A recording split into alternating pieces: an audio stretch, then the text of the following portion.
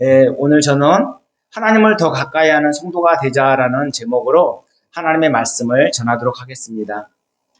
오늘 우리가 살펴볼 시편 73편은 아삽의 시로 잘 알려져 있습니다. 아삽은 다윗과 솔로몬 시대에 성가 대장으로 활동했던 레위인입니다.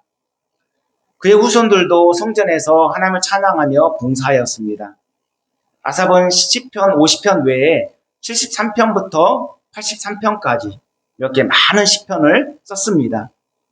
그는 오늘 시편 73편에서 악인들의 형통함을 보고 넘어질 뻔하였다, 미끄러질 뻔하였다, 그리고 또 질투하였다라고 고백하고 있습니다. 왜 하나님을 섬기는 자들은 어려움을 당하고 고난을 당하는데 악인들은 이 땅에서 잘 먹고 잘 사는가? 그것에 대한 의문을 제기하지 않을 수 없었습니다. 예수 믿는 우리는 악인들의 형통함을 어떻게 바라보고 또 어떻게 이해해야 할까요? 세상이 말하는 형통과 성경에서 말하는 형통은 차원이 다른 문제죠. 성경은 형통의 기준을 이 땅에 두지 않고 내세에 두고 있습니다. 이 땅에서 삶이 전부라면 예수 믿는 우리처럼 불쌍한 인생이 또 어디에 있겠습니까? 바울은 고린도전서 15장 19절에 만약 그리스도 안에서 우리가 바라는 것이 다만 이 세상의 삶뿐이면 모든 사람 가운데 우리가 더욱 불쌍한 자이리라 이렇게 고백하고 있습니다. 그리고 로마서 8장 18절에 현재의 고난은 장차 우리에게 나타날 영광과 좋게 비교할 수조차 없다라고 선포하고 있습니다. 그러므로 형통한 자는 영광이 보장된 고난을 겪게 되는 것입니다.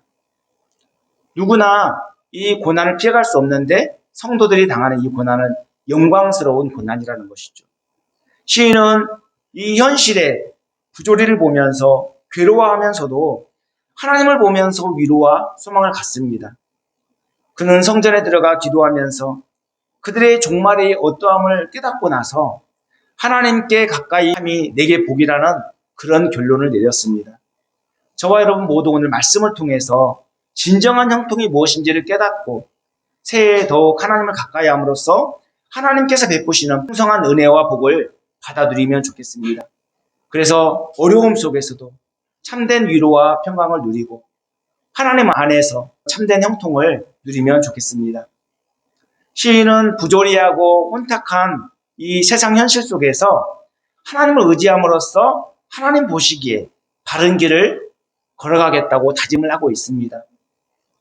시편 1편 1절 2절 말씀에 복 있는 사람은 악인들의 꾀를 따르지 아니하고 죄인들의 길에 서지 아니하며 오만한 자들의 자리에 앉지 아니하고 오직 여호와의 율법을 즐거워하여 그의 율법을 주야로 묵상하는도다라고 그렇게 고백하고 있습니다. 성경에서 복의 개념은 하나님을 잘 믿고 하나님의 법을 따라 살아가는 것을 의미합니다. 그래서 복이라고 번역된 히브리어 에세르는 바르게 행하는 것, 바르게 걷는 것을 의미합니다. 아무리 열심히 달려도 바른 방향으로 달리지 않으면 바른 목적지에 도달할 수 없죠. 우리가 고속도로를 통과하는데 서울 방향이 있고 부산 방향이 있습니다. 그런데 만약에 서울로 가야 되는데 부산 방향으로 들어갔다고 생각을 해보십시오. 그러면 아무리 속도를 내고 빨리 달려도 서울에 온전히 도착할 수 없습니다. 빨리 달릴수록 오히려 서울과는 멀어지고 부산 쪽에 가까워지겠죠. 다시 턴을 해서 서울로 가야 되는 것이죠. 맹목적으로 열심히 달린다고 해서 성공적인 인생을 산다고 보장할 수 없는 것입니다. 인생에 있어서 속도보다 중요한 것은 바른 방향입니다. 바른 방향으로 달리지 않으면 안 된다는 것이죠. 그런 측면에서 성경은 바른 삶의 방향을 제시해주고 있습니다. 성경 곳곳마다 하나님을 믿고 하나님의 법을 따라 살 때 바른 목적지에 도달할 수 있다라고 가르치고 있죠. 오늘 본문에서 시인도 악인들의 형통함을 보고 절망에 빠지고 질투하였다라고 고백하는데 성전에서 하나님을 만나고 그리고 하나님께 가까이 함이 내게 복이라는 것을 깨닫게 되고 그렇게 결론을 내렸습니다. 유대 경전 중에 하나인 서경에 보면 오복 중에 하나를 고종명이라고 합니다. 이 고종명은 수명대로 살다가 편안하게 죽는 것을 이야기합니다. 시인은 악인들이 이 땅에서 잘 먹고 잘 살 뿐만 아니라 편안한 죽음을 맞이하는 것, 이것에 대해서 이해할 수 없었어요. 불만을 표출하고 있어요. 더욱이 그들은 하나님을 무시할 뿐만 아니라 고난과 재앙도 그들에게는 없는 것 같아요. 온갖 교만과 강포를 행하는데도 잘 되는 것 같고 오히려 소득이 넘쳐나는 것 같은 거예요. 그리고 여기저기 돌아다니면서 남을 비방하고 헐뜯고 험담하는데도 평안한 삶을 누리는 것 같아서 정말 너무나도 마음이 아파 견딜 수가 없는 것입니다. 고생도 모르고 어려움을 겪지도 않는 것 같습니다. 악인들이 잘 되는 것을 보면 속이 상하고 우라통이 터질 때가 한두 번이 아닙니다. 반면에 예수님을 잘 믿는다 하더라도 고난은 피해갈 수 없죠. 예수 믿는다고 해서 고난이 없습니까? 고난이 있어요. 오히려 예수 잘 믿는 것으로 인해서 불이익과 손해를 당할 때가 너무나도 많습니다. 꽤 부리지 않고 정직하게 진실되게 살았는데 오히려 사람들에게 이용당할 때가 얼마나 많습니까? 세상은 온통 불의와 불공정이 판을 치고 상식 밖의 일들이 비일비재하게 일어나는 일들을 우리는 경험하고 목격할 때가 많이 있습니다. 이런 어두운 세상 현실 속에서 우리는 과연 어떤 자세를 취해야 할까요? 시인은 성전에 들어가 기도함으로써 그 해답을 찾았다고 고백하고 있습니다. 시편 73편 17절에 하나님의 성소에 들어갈 때 그들의 종말을 내가 알았나이다 라고 고백하고 있습니다. 그 전까지는 시인은 이해할 수 없는 그런 악인들의 형통을 보면서 정말 마음이 아프고 괴롭고 힘들었는데 성전에 들어가서 기도함으로써 하나님과 만나고 그리고 하나님께 해답을 찾고 위로와 소망을 얻었다는 것입니다. 악인들처럼 깨부리고 살까? 이런 고민도 수없이 많이 했을 거예요. 과연 하나님을 잘 섬기는 게 무슨 유익이 있나? 오히려 하나님을 섬기면 섬길수록 나에게 어려움이 있고 고난이 오는데 이건 뭐지? 내가 그렇게 성실하게 열심히 살았는데 왜 나에게 이런 어려움이 계속 오는 거야? 오히려 악인들은 왜 잘 되는 거야? 이런 이해할 수 없고 납득할 수 없는 상황 속에서 괴로워하고 비통해하면서 나도 정말 그들처럼 살아볼까라는 그런 유혹을 받을 때가 한두 번이 아니었다는 거예요. 그러나 성소에 들어가 기도하면서 하나님을 만나고 악인들의 종말을 깨닫게 되니까 자신이 얼마나 무지했는지 쥐구멍이라도 숨고 싶었을 것입니다. 그리고 하나님께로 마음을 돌이킬 수 있었던 것이죠. 우리가 살아가는 현실은 온통 이해할 수 없는 것 투성입니다. 상식 밖의 일들이 너무나도 많이 일어나고 있어요. 어떤 문제가 생겼을 때 왜 그런 문제가 생겼는지 우리는 이해할 수 없어서 답답해할 때가 많이 있죠. 나에게 어려움이 찾아왔을 때 왜 나에게 이런 어려움을 주셨지? 왜 내가 하나님을 잘 섬기는데 이런 어려움이 왔지? 왜 나에게 이런 질병과 고난이 찾아오는 거야? 그렇게 힘들어하면서 이해할 수 없는 상황 속에서 때로는 하나님을 원망하고 불평할 때도 있었죠. 우리는 이해할 수 없는 상황 속에서 난감해하고 당황하고 그렇게 때로는 하나님을 원망하고 불평할 때도 있습니다. 그러나 위급한 상황에서 가장 우선할 것은 뭐냐면 하나님께 기도하는 거예요. 하나님께 나가야 돼요. 하나님께 그 문제를 가지고 나갈 때 거기서 해답을 찾을 수 있는 것입니다. 기도는 우리의 문제를 해결할 가장 강력한 열쇠입니다. 우리의 좁은 시야로 보면 한계가 있죠. 우리가 볼 수 있는 것은 제한적입니다. 그렇지만 하나님은 정말 넓게 또 멀리 보실 수 있는 것이죠. 우리의 한계를 뛰어넘습니다. 하나님의 수는 바닷가의 모래알보다도 더 많아요. 그리고 하나님은 우리가 당하는 이 고난의 이유와 목적 그리고 의미를 다 알고 계십니다. 그리고 해답까지도 다 갖고 계세요. 그렇기 때문에 하나님께 그 모든 문제를 맡길 때 우리는 거기서 해결책을 얻을 수 있는 것이죠. 어려움을 당했을 때 하나님의 은혜와 긍휼을 구하는 것이 최상책입니다. 그리고 나서 자신이 할 수 있는 최선의 노력을 기울여야 되겠죠. 그것이 바로 고난당한 신자의 바른 자세입니다. 시인은 하나님의 성소에 들어갈 때 비로소 악인들의 종말을 깨닫고 자신의 실체를 바로 보게 되었어요. 그때까지만 해도 자신이 어떤 존재인지 바로 알지 못했습니다. 그러나 말씀에 비추어 보니까 말씀이 양심을 찌르는 거예요. 아, 내가 이렇게 정말 타락하고 이렇게 무지하고 어리석고 죄 많은 죄덩어리구나. 그것을 깨닫게 된 거예요. 그리고 거룩한 하나님의 임재 앞에서 자신의 우매무지함을 깨닫게 된 것입니다. 우리는 말씀에 비출 때, 하나님 앞에 나아갈 때 우리 실체를 바로 볼 수 있어요. 하나님을 바로 알 때 우리는 우리 자신이 어떤 존재인지 바로 알 수 있다는 말씀입니다. 이 땅에서 잘 먹고 잘 사는 일에 치중하게 되면 짐승과 다를 바가 무엇이 있겠습니까? 짐승은 정말 먹을 것에 그 본능에 충실한 그런 동물입니다. 그래서 저도 어릴 때 돼지를 키워봤지만 돼지에게 돼지밥을 갖다 주면 그냥 정신없이 먹는데 바빠요. 옆에 있는 돼지들 다 물리치고 음식을 뒤져먹는 그런 모습을 보게 됩니다. 본능에 충실한 것이 바로 짐승입니다. 그런데 우리에게는 하나님께서 그 은혜를 주셔서 예수 믿는 믿음을 주셨잖아요. 내세가 있다는 것을 우리로 알게 하셨잖아요. 그러니까 이 땅의 삶에 우리가 매몰돼서 살아가게 되면 짐승과 다를 바가 없어요. 이 땅에 잘 먹고 잘 사는 것으로 그렇게 만족하고 거기에 목적을 두고 살아가는 것은 짐승과 다를 바가 뭐가 있겠습니까? 그래서 시인이 뭐라고 고백하냐면 악인의 형통을 부러워했던 시인이 자신을 주 앞에 짐승이라 이런 표현을 쓰고 있어요. 자신이 주 앞에 짐승이라는 거예요.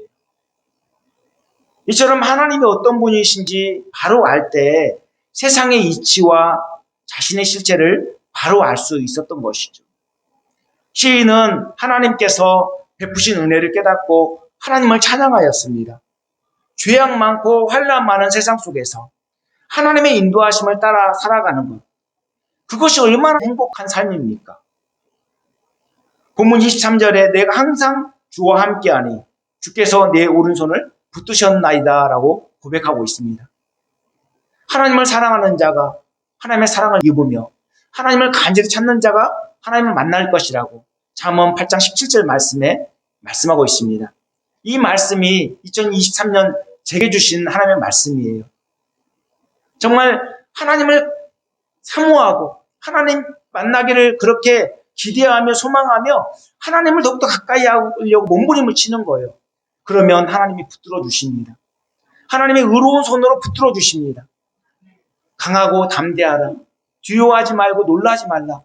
내 하나님 여호와가 너와 함께 하신다라고 말씀하시지 않습니까? 하나님이 우리를 붙들어 주시고 하나님이 함께 하시는 것만큼 우리에게 큰 힘을 주는 게 뭐가 있겠습니까? 하나님이 나와 함께 하신다는 그 믿음이 얼마나 우리에게 위로와 안정감을 가져다 줍니까?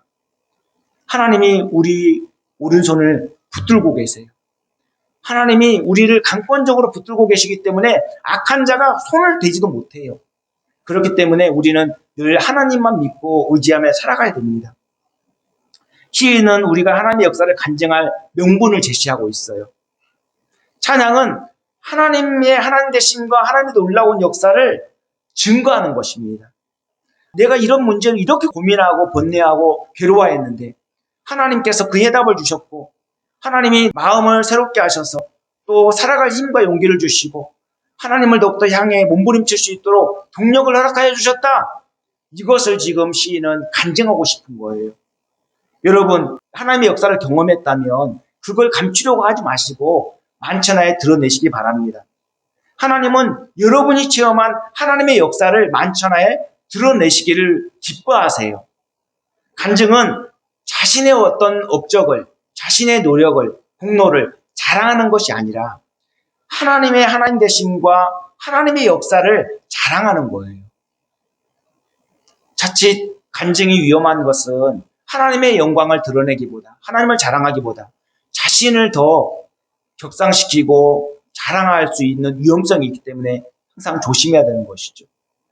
그렇지만 어느 때든 어떤 장소에서든지 하나님이 하신 일을 우리는 자랑하고 증거해야 될 책임과 의무가 있습니다.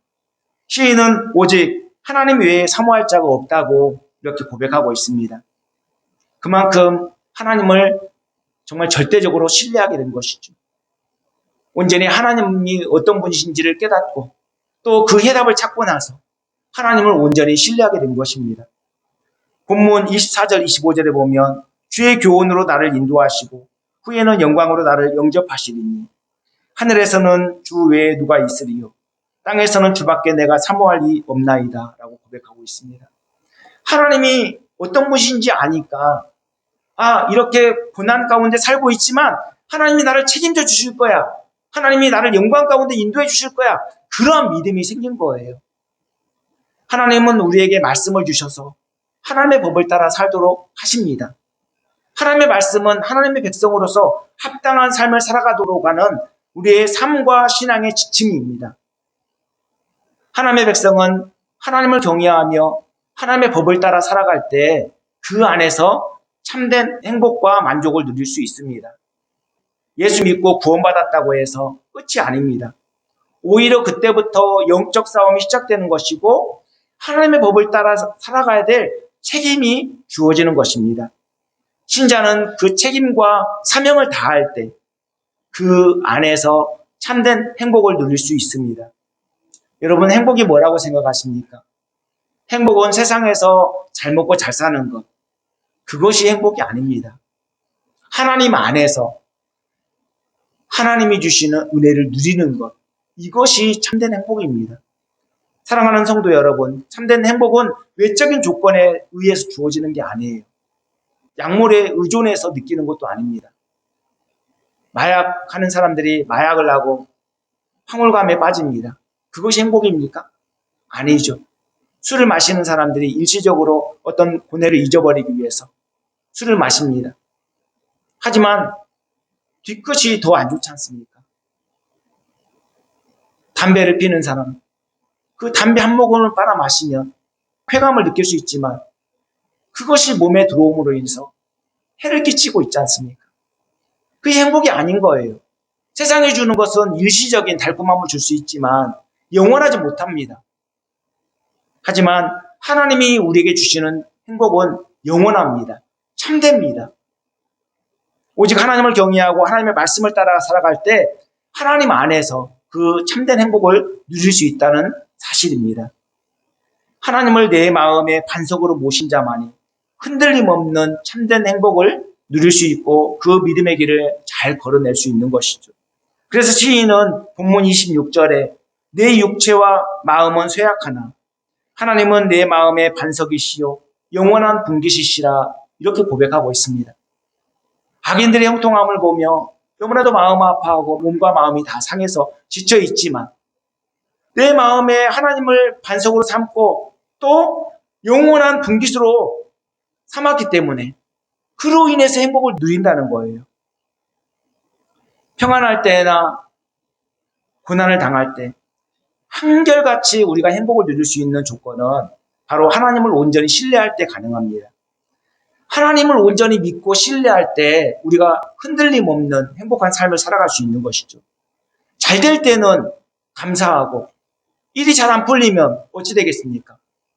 하나님을 원망하고 불평하는 자리에 서게 된다면 참된 행복자라고 할 수 없는 것이죠.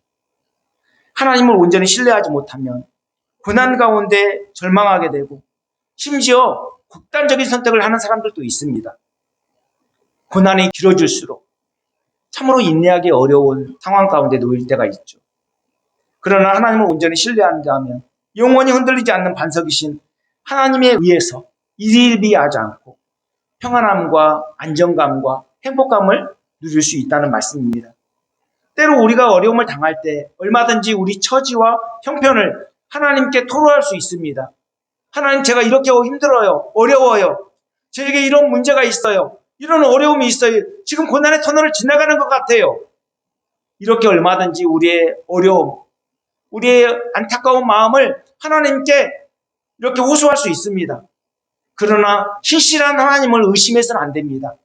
또 하나님을 부정해서도 안 됩니다. 우리는 어떤 상황이든지 하나님 되심을 인정하고 하나님께서 하나님의 방법으로 해결해 주실 것을 믿고 인내하며 그 하나님의 때를 기다려야만 합니다. 시인은 본문 27절에 무릇 주를 멀리하는 자는 망하리니 음녀같이 주를 떠난 자를 주께서 다 멸하셨나이다 라고 선포하고 있습니다. 악인들의 결말은 이렇게 멸망을 당한다는 거예요. 공의로우신 하나님께서 악인들이 당장은 이렇게 잘 먹고 잘 살도록 기다리시죠. 하지만 그들을 반드시 심판하실 것을 약속하고 계십니다. 가라지와 알곡이 같이 자라고 있어요. 근데 왜 가라지를 뽑지 않고 그대로 놔둡니까? 알곡이 다칠까 봐 추수 때까지 기다리는 거죠. 하나님의 마음은 이와 같은 거예요. 그냥 내버려 두는 거예요. 그러니까 내버려 두는 것이 오히려 잘 되는 게 아니라, 형통이 아니라 오히려 안 되는 거예요. 오히려 안 되면 힘들고 어려우니까 하나님을 찾을 수도 있을 거 아니겠습니까? 근데 내가 죄를 짓고 잘못을 범하는데도 아무런 어려움이 닥치지 않아. 그러면 이대로 좋은가 보다 하다가 결국엔 심판을 당하게 되는 것이죠. 악인들의 형통함을 부러워할 이유가 전혀 없습니다. 우리는 고난을 당해도 믿음의 길을 걷는 것으로 참된 행복을 누리고 또 그것으로 소망을 삼아야 됩니다. 여러분, 어떠한 고난을 당한다 할지라도 믿음 없는 소리를 해서는 안 됩니다. 고난을 당하는 하나님의 뜻이 있다는 것을 생각하고 하나님께 더욱더 집중해야 됩니다. 욥이 고난을 당할 때 그 안에는 하나님을 욕하고 죽으라고 그렇게 악담을 퍼부어댔습니다. 그러자 욥이 어떻게 반응했습니까? 욥은 그대의 말이 한 어리석은 여자의 말 같도다. 우리가 하나님께 복을 받았은즉 화도 받지 아니하겠느냐 하고 이 모든 일에 욥이 입술로 범죄하지 아니하리라 이렇게 대답하였습니다. 이와 같은 욥의 자세가 신자의 바른 자세라고 할 수 있습니다. 생사화복이 하나님께 달려있기 때문에 어떤 경우라도 우리는 하나님만 의지해야 합니다. 절망적인 상황에서 하나님은 침묵하시는 것 같아요. 전혀 우리를 돌아보시지 않는 것 같아요. 그리고 답답해서 정말 너무나도 마음 아플 때가 한두 번이 아닙니다. 나에게 이런 어려움이 있는데, 이런 고통이 있는데 하나님은 정말 뒷짐지고 가만히 계신 것 같아서 답답할 때가 한두 번이 아니죠. 전혀 회복될 기미가 보여지지 않을 때 우리는 어떻게 반응합니까? 때론 현실을 비관하며 부정적인 말을 할 가능성이 아주 높습니다. 왜냐하면 우리는 연약하고 죄의 본성을 갖고 있는 그런 무지한 자들이기 때문에 그렇습니다. 그러므로 의도적으로 어려울수록 더욱더 긍정을 이야기하고 하나님을 온전히 신뢰하며 믿음으로 반응해야 합니다. 시인이 이해할 수 없는 악인의 형통함을 보고 고난 속에서 얻은 결론이 무엇입니까? 그것은 하나님께 가까이함이 복이라는 것입니다. 본문 28절에 하나님께 가까이함이 내게 복이라. 내가 주 여호와를 나의 피난처로 삼아 주의 모든 행적을 전파하리이다 라고 다짐하고 있습니다. 세상에서 모든 것을 다 가졌어도 하나님을 믿지 않고 하나님의 뜻대로 행하지 않는다면 그는 불쌍한 인생일 뿐입니다. 그가 쌓은 모든 재물은 다 헛것이래요. 세상에서 그가 한 모든 수고는 다 헛수고일 뿐입니다. 세상에서 아무리 선을 쌓고 사람들에게 인기를 누린다 하더라도 하나님 보시기에는 심판의 대상일 뿐입니다. 그러나 하나님을 믿고 하나님의 뜻대로 사는 자는 복된 자입니다. 비록 이 땅에서 가난하게 살고 헐벗고 굶주린다 할지라도 또 예수님 믿는 것으로 고난을 당하고 어려움을 당한다 할지라도 하나님의 뜻대로 사는 자는 참으로 복된 자입니다. 왜냐하면 하나님께서 자기 백성을 사랑하시되 끝까지 그 삶을 책임져 주시기 때문입니다. 그러므로 하나님의 백성된 자에게 요구되는 것은 오직 감사와 충성뿐입니다. 여러분, 우리를 구원하신 하나님의 은혜가 얼마나 감사합니까? 세월이 흐를수록 또 천국 갈 날이 가까워질수록 우리는 우리에게 베풀어 주신 하나님의 은혜가 얼마나 감사한지 더욱더 절실하게 느끼지 않습니까? 세상의 수많은 사람들 가운데 나를 구원하신 그 은혜, 그 십자가의 사랑으로 나의 모든 죄를 사하시고 구원하신 그 은혜가 얼마나 크고 감사한 일입니까?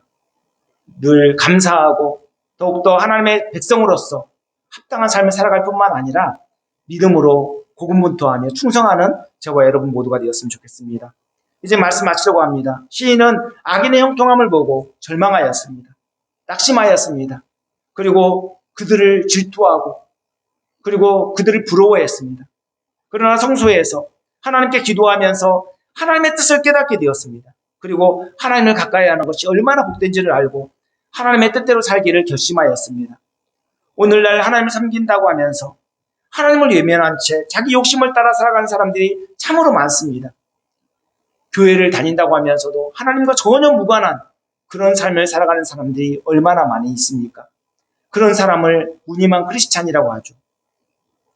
그들은 개가 토한 것을 다시 먹는 것과 같은 그런 어리석은 사람들입니다. 죄의 속박 아래서 벗어났다고 스스로 착각하는 사람들이죠. 또 스스로 복받은 자라고 여기는 사람들입니다. 진실로 복받은 자는 하나님을 온전히 신뢰하며 하나님의 뜻을 따라 살게 되어 있습니다. 믿음과 행함은 별개가 아닙니다. 서로 연결되어 있어요. 믿음이 있다면 행함으로 나타나야 돼요. 그것이 예세를 소망하는 자의 바른 자세입니다. 예세도 없고 심판도 없다면 이 땅에서 즐기고 누리며 사는 것으로 그렇게 만족하며 사는 것, 그것이 지혜로운 사람일 수 있습니다. 그러나 주께서 호령과 천사장의 소리와 하나님의 나팔 소리로 친히 하늘로부터 강림하시겠다라고 약속하고 있죠. 그날은 주님의 재림 때이고 주님은 심판주로 오실 것입니다. 그날은 믿는 자에게는 기쁨과 환희의 날이 되지만 악인들에게는 두려움과 심판의 날이 될 것입니다. 그러므로 우리는 구원받은 은혜에 감사하며 더욱 주님을 의지함으로써 신앙의 정절을 잘 지켜야만 하는 것입니다.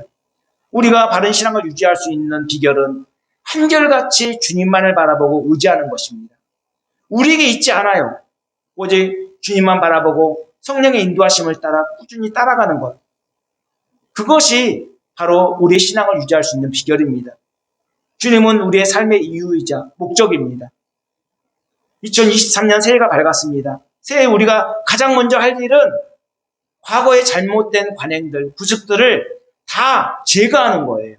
신앙생활을 방해하는 모든 악한 요소들을 다 제거하는 것입니다. 자동차가 속도를 내기 위해서는 불필요한 것들을 다 버려야 되는 것처럼 하나님을 가까이 하기 위해서는 과거의 잘못된 이런 관행과 구습들을 다 모두 버려야만 하는 것입니다.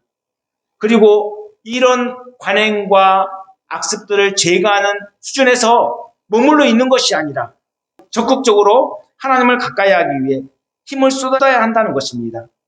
그것은 하나님의 말씀을 가까이 하며 기도로 하나님과 꾸준히 교통하고 그리고 하나님의 마음을 품고 하나님을 사모하는 마음으로 예배하며 또 하나님께서 맡겨주신 사명을 충성되이 감당해 나가는 것입니다. 사랑하는 성도 여러분, 우리를 이렇게 새빛교회로 불러 모아주신 이유가 무엇이겠습니까? 우리를 구원하신 이유가 무엇이겠습니까? 우리로 정말 하나님의 일을 수종들 수 있는 특권을 허락하신 이유가 뭐겠습니까? 하나님은 우리를 통해 일하시기를 기뻐하십니다. 하나님을 가까이 함으로써 하나님이 마음껏 우리를 쓰실 수 있도록 우리를 온전히 내어드리고 그렇게 하나님께 사랑받는 또 하나님께 쓰임받는 저와 여러분 모두가 되었으면 좋겠습니다. 기도하겠습니다. 사랑과 은혜가 풍성하신 하나님, 시인은 악인의 형통함을 보고 하마터면 미끄러질 뻔하였고 넘어질 뻔하였다고 고백하였습니다. 우리 또한 부조리한 현실 속에서 얼마든지 낙심하고 또 실망할 수 있습니다. 그러나 하나님으로 인해서 위로와 소망을 얻습니다. 시인이 하나님을 가까이함이 복이라고 선포한 그 말씀을 붙잡습니다. 2023년 새해 하나님을 가까이함으로써 하나님 안에서 평안을 누리게 하시고 복락을 누리게 하여 주시옵소서. 어떤 상황에서든 하나님의 말씀에 순종하며 믿음으로 살도록 우리를 굳게 붙잡아 주시옵소서. 이 모든 말씀 예수님 이름 받들어 기도합니다. 아멘.